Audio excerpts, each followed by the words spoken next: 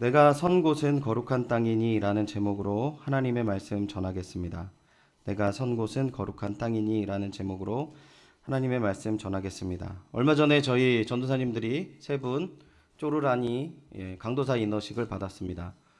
감사하게도 저희 노회에서 그 인허식을 받았을 때 우리 이성원 강도사님께서 인허받는 모습을 봤는데, 저도 서울로에서 목사 안수식을 받았었거든요. 그때가 생각이 나더라고요. 목사 안수식을 이제 결정이 되고 이제 목사 안수식을 받기 한 주간 전에 교회에서 저보고 한 주간 동안 기도원에 다녀와라. 그래서 기도하고 안수식에 임했으면 좋겠다. 목사님 그러셔서 기도원에 갔습니다. 한 주간 기도를 하고 다시 좀 마음을 가다듬고 교회로 돌아왔어요. 이제 그 목사 안수식을 받는 주일날 이 교육자들 다 있는 앞에서 담임 목사님께서 저한테 물어보시더라고요. 송호성, 응답 받았어? 이렇게 얘기하시는 겁니다. 하나님께서 목사 되라고 응답 받았어? 이렇게 물어보시더라고요. 순간 안 받았다고 하면 가지 말라고 하실 것도 같고, 받았다고 하면 명확하게 너 목사야, 가서 잘 받아, 이런 말씀을 들은 적이 없기 때문에 참 저에게 새로운 마음을 주셨습니다. 그러니까 안 받았네 그러시더라고요. 그래서 그 하루 동안에 굉장히 긴장하고 다시금 목사 안수식을 가기 전날까지 제가 고민을 했던 그 기억이 떠올랐습니다. 여러분, 저희 그 교단은 만인 제사장을 이야기하는 교단이죠. 목사뿐만 아니라 모든 성도님들이 주 안에 귀한 주님의 사역자이며 동등한 하나님의 제사장이라는 것입니다.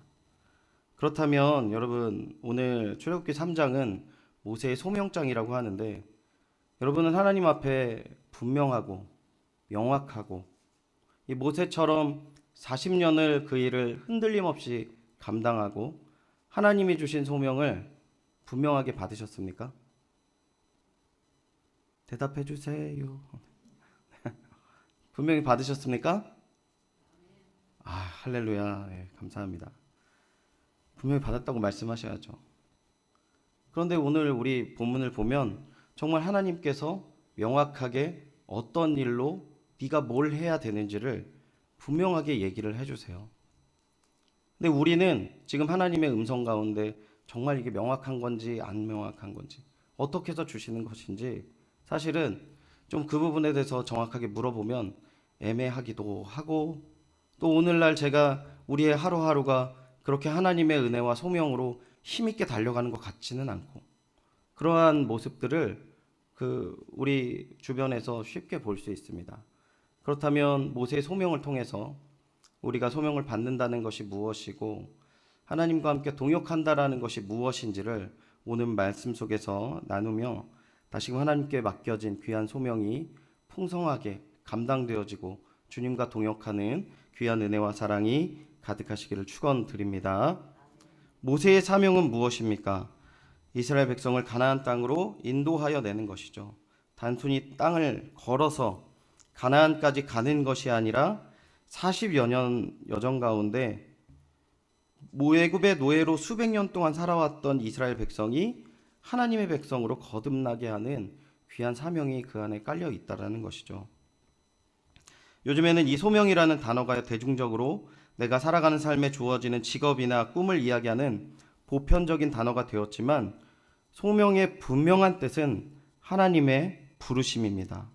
소명은 하나님께서 우리를 부르셔서 하나님의 뜻을 이루는 것이죠. 이 오스긴이라는 사람이 소명이라는 책을 썼는데 그 소명에 대해서 이렇게 정의했습니다. 소명이란 하나님이 우리를 너무나 결정적으로 부르셨기에 그분의 소원과 은혜에 응답하여 우리의 모든 존재, 우리의 모든 행위, 우리의 모든 소유가 헌신적으로 역동적으로 그분을 섬기는데 투자된다라는 진리라는 것이죠. 그냥 쉽게 말씀드리면 우리의 모든 전심과 전력을 다해 하나님의 부르심에 순복하고 그 일에 집중하고 헌신한다라는 이야기입니다. 근데 무슨 문제가 있죠, 우리가? 이 소명에 대해서 확신이 없거나 조금 전에 말씀드린 것처럼 과거에는 분명했는데 오늘 내가 그런 부분에 대해서 좀 애매한 부분이 있는 거예요. 흔들리는 부분에 있는 거예요. 이 바울도 에베소 교회가 부르심의 목적이 무엇인지를 분명히 알 수 있도록 기도했습니다. 하나님께서 우리 성도로 주님의 백성으로 하나님의 자녀로 부르셨을 때는 부르심의 목적이 있고 그것을 깨닫기 위해서 지혜와 계시의 영을 주시고 마음을 밝혀주시기를 기도한 것이죠. 그래서 우리는 이것을 위해 노력해야 됩니다. 그렇다면 모세는 어떻게 소명을 받았습니까? 첫 번째, 모세의 삶에 하나님이 찾아오셨습니다. 우리 1절입니다. 제가 읽어드리겠습니다. 모세가 그의 장인 미디안 제사장 이드로의 양떼를 치더니 그 떼를 광야 서쪽으로 인도하여 하나님의 산 호렙에 이르매. 지금 1절은 뭘 나타내고 있죠, 여러분? 1절은 뭘 나타내고 있습니까? 모세의 삶의 여정을 단편적으로 나타내고 있어요. 뭐 하고 있습니까, 지금? 자기 양떼를 몰고 있습니까? 나의 양떼도 아니고 장인의 양떼를 몰고 지금 광야에 그 양떼를 양육하는 모습을 보여주고 있어요. 그 단면의 모습을 보여주고 있는 것입니다. 이곳 저곳을 다니면서 양떼를 기르고 있는 것이죠. 그리고 성경은 이렇게 이야기합니다. 하나님의 산 호렙의 이름에. 어떤 한 권사님을 병원 신방을 가셨을 때 이러한 말씀을 하신 적이 있어요. 목사님, 제가 사과를 먹어도 맛이 안 나요. 밥을 먹어도 아무 맛이 안 나요. 물맛이 뭔지도 모르겠어요. 근데 이렇게 살아가는 제 하루하루가 하나님 앞에서 의미가 있고 영광이 되는 삶일까요? 이러한 말씀을 하신 말기암 그 권사님께서 저한테 물어보신 적이 있습니다. 여러분 어떻게 생각하십니까? 그 권사님의 하루가 의미가 있습니까? 없습니까?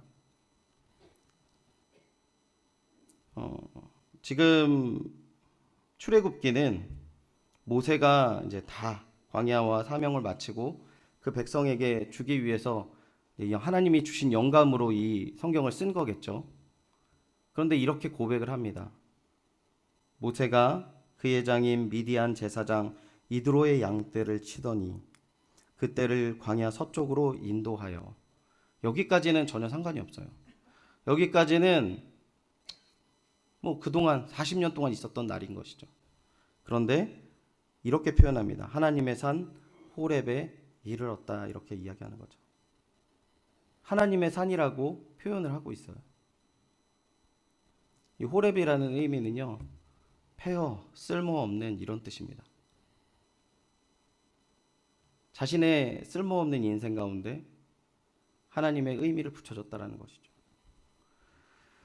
오랫동안 청소년들을 가르치다 보니까 우리 청소년들 뿐만 아니라 저 또한 대한민국에서 제일 중요한 게 뭡니까? 대학 입시예요. 좋은 대학교를 가야 돼요. 좋은 대학교를 가야지 인정해줘요. 근데 가장 제가 양육을 하면서 또 제 자신을 이렇게 비추어 볼 때 좋은 대학교를 가는 이유가 있어요. 스스로도 자기 자신을 부정하게 되더라고요. 좋은 대학에 못 가면. 좋은 대학교에 가면 제일 먼저 얘기하는 게 나 어느 대학교 다녀. 어느 대학교 나왔어. 이렇게 이야기하잖아요. 근데 자기가 만족하지 못하고 자기가 원치 않는 대학교를 갔거나 또 그 부분에서 뭔가 채워지지 않으면 내가 어느 대학교 다녀. 내가 어느 대학교 나와서 너무 좋아. 이렇게 생각하지 못한다는 거죠. 믿음의 백성들도 이 부분에서 굴레에서 벗어나기가 참 어렵다는 것입니다. 여러분, 소명은요, 하나님이 우리를 찾아오신 거예요. 폐허와 같고 쓸모없는 존재이지만 하나님이 것이 된 것. 그게 소명이라는 것입니다. 여러분, 소명이 있으십니까? 대답해 주세요. 소명이 있으십니까? 할렐루야! 여러분, 특별한 분이 되셨고 여러분의 삶은 특별한 것이라는 거예요. 내가 소명이 있다. 하나님의 사명이 있다. 라고 생각하면서 정작 나의 삶을 부인하는 사람들은요, 소명이 없는 것과 마찬가지입니다. 여러분, 돈이 있는 부자들의 하루는 특별하고 돈이 없는 가난한 직업이 없는 사람의 하루는 전혀 쓸모가 없는 것입니까? 세상적으로는 그렇죠. 그런데 하나님의 관점으로는 그렇게 보면 안 된다는 것입니다. 2절 계속해서 보시면 여호와의 사자가 떨기나무 가운데로부터 나오는 불꽃 안에 그에게 나타나니라. 그가 보니 떨기나무에 불이 붙었으나 그 떨기나무가 사라지지 아니하는지라. 여러분, 지금 모세가 자기가 하나님의 땅 호렙에 이르렀다 이후에 계속 하나님께서 어떻게 자기 자신을 부르셨는지를 표현하고 있는 것을 2절부터 계속 이어져 나갑니다. 여호와의 사자가 떨기나무 가운데 나오는 불꽃 안에 그에게 나타났대요. 그런데 이 표현보다 밑에 하반절 표현이 모세의 눈길을 끌은 거죠. 뭡니까? 그가 보니 떨기나무에 불이 붙었으나 그 떨기나무가 사라지지 아니하는지라. 떨기나무가 불이 붙었는데 타지 않는 거예요. 그러니까 기이한 거죠. 불은 날 수 있어요. 사막이 워낙 햇볕이 강하기 때문에 불은 날 수 있어요. 불이 나면은 떨기나무가 다 타 없어져야 되잖아요. 이 떨기나무는요, 특별한 나무가 아니라 그냥 그 사막에 있는 가시나무 종류 중에 하나입니다. 흔해요. 불이 붙을 수도 있고 불에 탈 수도 있어요. 그런데 모세의 눈을 끌었던 것은 이 불이 계속 나는데 정작 떨기나무는 사라지지가 않는 거죠. 그리고 요거를 인식하면 그 다음 게 보였던 것입니다. 여호와의 사자가 떨기나무 가운데 나오는 불꽃 안에 그에게 나타나는 모습인 거예요. 그러니까 하나님 그 광야에서 너무나도 흔한 그 떨기나무 사이에 하나님이 오시는 장면을 지금 모세에게 하나님께서 계속 보여주고 계신다는 거죠. 네가 보기에는 쓸모없는 떨기나무. 40년 동안 봐서 이제는 저게 뭐 나무인지 땔감인지 구분도 하기 싫은 저 나무. 그런데 하나님께서 그 가운데 나타나심을 보여주시는 거죠. 하나님의 불만 있습니까? 그 안에 명확하게 하나님의 사자가 딱 드러나는 겁니다. 그러니까 모세가 발걸음을 돌릴 수밖에 없는 것이고 하나님 앞에 이야기를 나누는 장면을 보여주는 것입니다. 여러분, 하나님께서는 우리의 삶을 부정하지 않으시는 하나님이신 줄 믿습니다. 그렇다면 여러분, 하나님의 은혜를 나는 정말 갈망해 라고 한다면 하나님이 인정하시는 우리의 삶 가운데 우리가 하나님을 발견하고 하나님을 누리고 하나님의 은혜 가운데 거해야 할 것입니다. 여러분, 여러분의 모든 삶, 우리의 모든 삶이 하나님이 은혜인 줄 믿습니다. 그리고 우리를 찾아오신 그 하나님의 은혜를 발견하고 소명의 충만함을 누리시는 귀한 주님의 동역자 되시기를 축원드립니다. 두 번째 소명은 삶의 자리가 거룩하게 되는 것입니다. 4절, 5절을 우리 같이 한번 읽어보겠습니다. 시작. 여호와께서 그가 보려고 돌이켜 오는 것을 보신지라. 하나님이 떨기나무 가운데서 그를 불러 이르시매 모세야 모세야 하시매 그가 이르되 내가 여기 있나이다. 하나님이 이르시되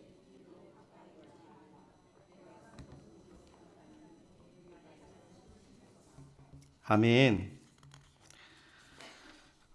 하나님은 모세를 이렇게 부르신 자리가 이 바울이 뭐 꿈속에서 보았다라고 표현했던 3층전으로 딱 부르셔서 야, 여기 너무 거룩하지 않냐? 내가 경유할 만하지 않냐? 라고 하지 않으세요. 광야 가운데 모세를 부르시고 모세에게 이렇게 이야기하시는 겁니다. 내가 선 곳은 거룩한 곳이다. 이렇게 이야기한다는 것이죠. 그리고 내 발에 신을 벗으라 라고 얘기합니다. 여러분, 많은 사람들이 소명을 받았다라고 생각하고 나는 하나님의 소명이 있어 라고 얘기하는데 그렇다면 반증해야 되는 모습이 있어요. 그게 뭔지 아세요? 거룩함인 거죠. 거룩함이란 무엇인가? 여기서 지금 계속 이야기하고 있는 것입니다. 5절 가운데 내 발에 신을 벗는 것입니다. 당시 애굽의 바로의 임금을 뵈러 갔을 때는 신하들이 다 신발을 벗었어요. 발을 깨끗하게 씻고 그 바로 앞에 겸손하게 맨발로 걸어갔습니다. 그럼 무엇을 지금 이야기하는 것입니까? 하나님을 왕으로 모시고 거룩하게 하나님의 뜻에 순복하라는 뜻이겠죠. 여러분, 우리 삶이 거룩하다라는 것은 우리가 하나님의 뜻이라면 서고 뜻이면 가는 것입니다. 우리의 뭐 어떠한 계획과 우리의 생각들이 앞서서 마구잡이로 그냥 우리 뜻대로 하다가 다 널브러진 다음에 아 이게 실패도 하나님 뜻이었네 라는 사람들을 거룩하다 칭할 수 없어요. 하나님을 만났다면 우리는 모든 목숨과 힘과 정성을 다해서 무엇을 해야 됩니까? 하나님의 뜻에 순복하도록 노력을 해야 해요. 하나님 뜻 앞에 우리 모든 것들을 내려놔야 된다는 거죠. 여러분, 여러분의 삶의 주인이 누구이십니까? 여러분의 마음의 중심에 뭐가 있어요? 모세는 첫 번째 태어나서 40살까지 사는 특별한 인생을 살았어요. 누가 뭐래도 그의 인생은 특별한 것이지 않습니까? 그의 태어남도 그가 다시 목숨을 건짐을 받은 것도 그가 살아온 인생 모두 다 특별했습니다. 그때 어떻게 생각했냐면 나한테는 분명한 소명이 있구나. 모세뿐만 아니라 주변도 그렇게 생각했다는 것이에요. 야, 쟤는 뭔가를 할 사람이야. 근데 정말 하나님 안에서에 있는 소명을 받고 이루는 삶은요, 그러한 특별함과 세상 사람들의 인정과는 다른 우리 모든 삶 속에 하나님을 인정하면서 하나님을 왕으로 섬기면서 하나님께 나아가는 삶인 줄 믿습니다. 제가 목회자가 되고 이렇게 이러한 말씀을 드릴 때 이렇게 제 삶을 돌아보는 사건들이 있습니다. 제가 뭐 말씀을 전하게 될 때 이 말씀을 사실 제 삶을 돌아보지 않고 전하지는 않습니다.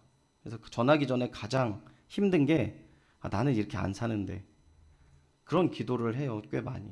하나님 저는 이렇게 안 사는데요. 하나님 말씀 좀 제가 부담스럽거든요. 얼마 전에 제가 이제 어떤 되게 좀 잘 사시는 분한테 이렇게 어떤 뭐 계획을 들었습니다. 뭐 이렇게 초대를 받고 뭐 이런 얘기를 해서 그래 기회가 되면 가고 못 가면 못 가는 거지. 그렇게 일비하지 않아. 근데 이 사람이 그거를 잔뜩 기대를 시켜놓고 다시 이걸 취소시켰어요. 상황이 안 돼서 이렇게 못 가게 됐습니다.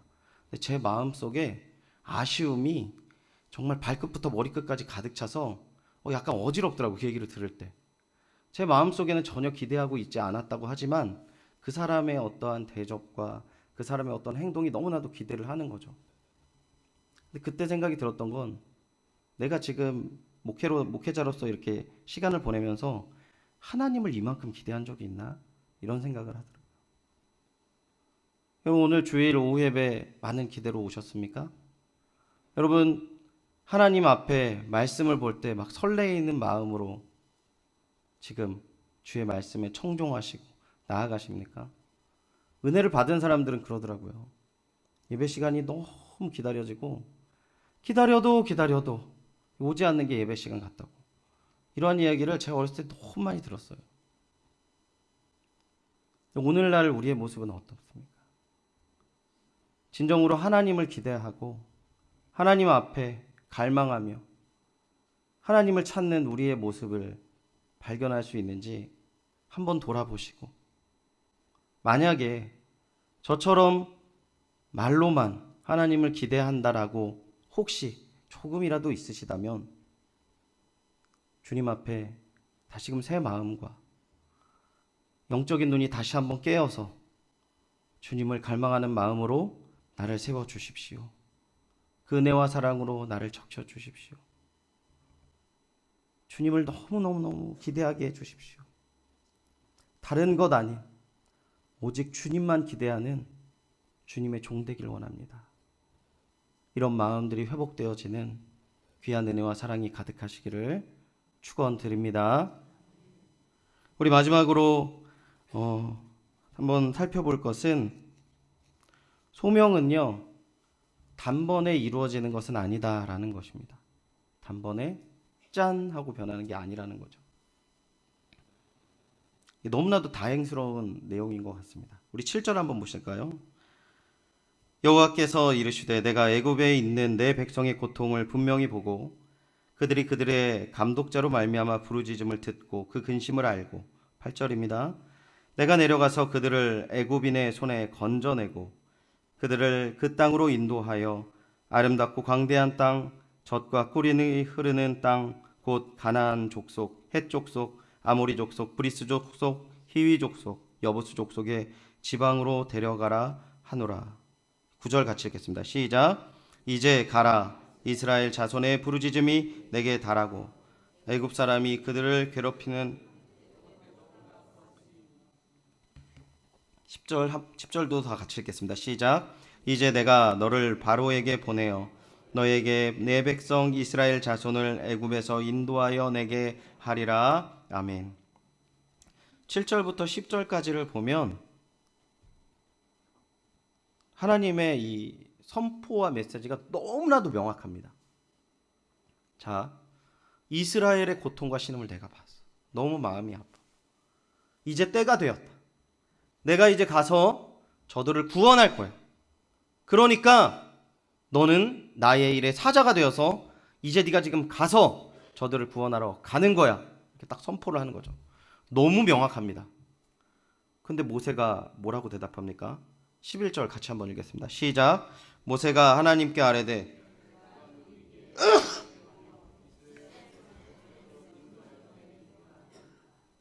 지금 이렇게 대답하는 겁니다. 모세가 하나님께 아뢰되 내가 누구이기에 바로에게 가며 이스라엘 자손을 애굽에서 인도하여 내리이까. 여러분, 제가 초반에 얘기했어요. 이 출애굽기를 언제 썼다고요? 다 하고 이제 이스라엘 백성들에게 모세의 오경이라고 하지 않습니까?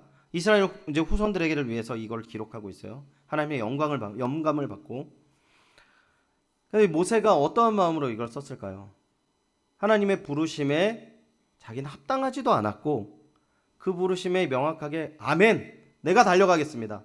내가 다 쓸어버리겠습니다. 내가 모든 것들 주님의 뜻을 이루겠습니다. 라고 대답하지 못했다라는 것이에요. 그런데 이 상황을 돌아보면서 주님 안에서 성령이 충만하여져서 이 출애굽기를 쓰고 나서 보니까 하나님께서 눈에 보이는 것보다 들리는 모든 것, 느껴지는 모든 것을 통해서 자신에게 소명을 부어주시는 거예요.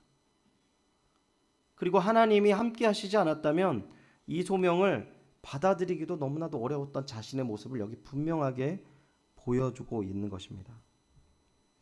그래서 이렇게 대답해요. 12절 보시면 하나님이 이르시되 내가 반드시 너와 함께 있으리라 하는 것입니다. 여러분, 우리는 하나님과 동행하는 자입니다.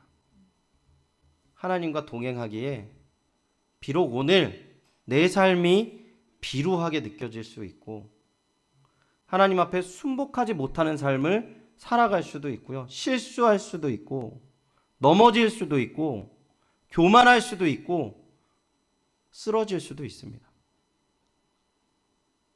하지만 우린 결국 주님의 소명이 우리의 손 가운데 반드시 이루어질 것을 확신할 수밖에 없는 것은 우리는 패와 같고 비루하고 연약하지만 우리 하나님은 만유의 구주이시기 때문입니다. 할렐루야. 가끔씩 어떤 인생의 어려움과 큰 문제를 통해서 이렇게 넘어지는 경우가 있어요. 실패가 드러나는 부분이 있죠. 사람들은 대부분 실패를 겸허하게 받아들이기보다는 부정합니다. 부인하고 그 시기를 받아들이지 않아요. 근데 믿음의 사람들은 그래서는 안 됩니다. 세상의 모든 일어나는 일들은 성공할 수도 있고 실패할 수도 있어요. 하지만 결국 하나님의 뜻과 하나님의 계획과 하나님은 승리하시는 것은 내가 주가 되지 않기 때문에 그렇다라는 것입니다. 그리고 하나님이 끝까지 함께 하신대요. 넘어지고 쓰러져도 들어 일으키시고 세우시고 채우시는 귀한 은혜와 사랑으로 우리를 인도하시고 이끌어 가신다는 것입니다. 너무나 특별하고 너무나도 명확하게 하나님은 자신의 비전과 모세의 소명을 선포하셨지만 모세의 대답은 우리의 기대와 너무나도 다른 대답을 합니다. 오늘 우리가 소명이 있는지 없는지, 소명을 이루어가는 삶인지 고민되고 또 이게 맞는 건지 그른 건지 한다 할지라도 이 모든 것들은 과정입니다. 분명히 하나님께서 우리 가운데 명확하게 우리와 함께 주님의 뜻을 이루기 때문입니다. 우리의 인생뿐만 아니라 우리의 가정도 그런 것 같습니다. 제가 너무나도 많이 그런 이야기를 많이 들었어요. 제가 가르쳤던 학생 중에 너무나도 어렵게 정말 인생을 출발하는 학생들이 너무나도 많았습니다. 근데 한 지금 18년, 17년을 지나고 그 학생들을 다시 한번 돌아볼 때 생각보다 하나님께서 나의 생각을 뛰어넘는 은혜와 사랑으로 세움이고 뭐 풍성하게 아름다운 열매를 맺어가는 경우는 여러분도 연희교회를 통하여서 너무나도 많이 경험하지 않았습니까? 그렇다면 우리 가정도 하나님께서 함께 하시며 주의 뜻을 이루실 것이고 우리 교회도 하나님께서 하나님의 뜻을 이루실 것이고 하나님의 민족이고 하나님의 나라인 이 땅도 하나님께서 놓지 않으시고 함께 하시며 주의 특별한 뜻을 이루는 귀한 민족이 될 줄 믿습니다.